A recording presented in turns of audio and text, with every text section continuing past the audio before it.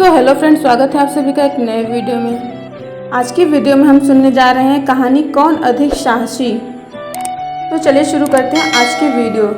चंद्रशेखर नगर में रत्नदत्त नाम का एक सेठ रहता था। उसकी एक लड़की थी, उसका नाम उन्मादिनी था।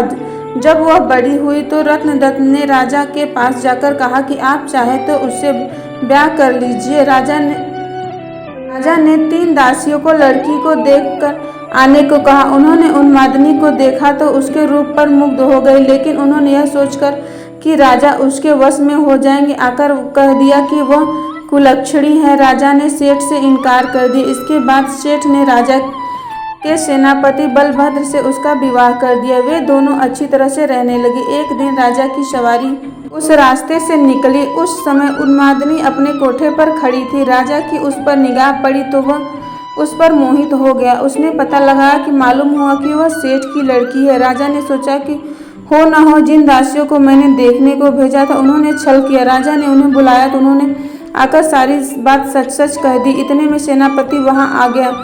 उसे राजा की बेचैनी मालूम हुई। उसने कहा, स्वामी, उन्मादिनी को आप ले लीजिए। राजा ने गुस्सा होकर कहा, क्या मैं अधर्मी हूँ जो पराई स्त्री को ले लूँ?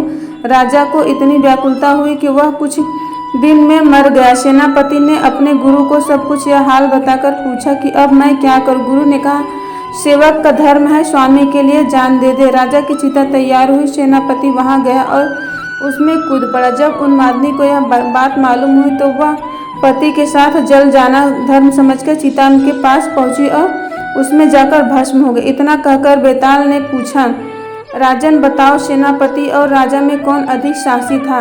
ने कहा, राजा अधिक साहसी था, क्योंकि उसने राजधर्म पर दृढ़ रहने के लिए उन्मादिनी को उसने उसके पति के कहने पर भी स्वीकार नहीं किया और अपने प्राणों को त्याग दिया। सेनापति कुलीन सेवक था। अपने स्वामी की भलाई में उसका प्राण देना अचरज की बात नहीं है। असली काम तो राजा ने किया कि प्राण छोड़कर भी राजधर्म नहीं छोड़ा। राजा का यह उत्तर सुनकर बेताल फिर पेड़ पर जा लटका। राजा उसे पुनः पकड़कर लाया और तब उसने यह कहानी सुनाई। फ्रेंड्स, कैसी लगी है आज की कहानी? आप हमें कमेंट बॉक्स में ज़रूर कमेंट करके बताइएगा। तब तक के लिए मिलते हैं नेक्स्ट वीडियो में। धन्यवाद।